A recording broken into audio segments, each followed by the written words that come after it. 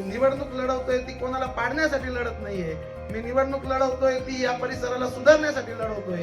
की माझा निवडणुकीचा एकच मुद्दा आहे, तो म्हणजे प्रभागाचा विकास. मला जातीपातीशी घेणं नाही, मला धर्माशी घेणं नाही, मला वोट बँकशी घेणं नाही, मला या परिसरातला त्या परिसरातला सीमावाद करायचा नाही. पाटाच्या खालचा, पाटाच्या वरचा, गावातला, कॉलनीतला हा सीमावाद आता संपलेला आहे.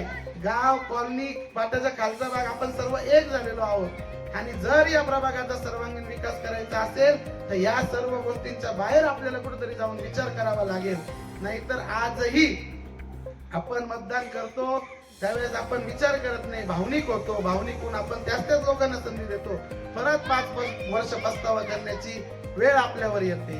आणि मला माहिती आहे का आधीची परिस्थिती वेगळी होती. आधी लोक फक्त भावनेच्या भरात मतदान करायचे. आणि आता गेल्या 4 वर्षापासून आमच्या मखमालाबाद परिसरातले नागरिक ज्यावेळेस या मेन रोडनी येत होते त्यावेळेस काहींना कमरेचे आजार लागले, काहींच्या गाडीचे शॉकअप तुटले, काहींचा अपघात झाला.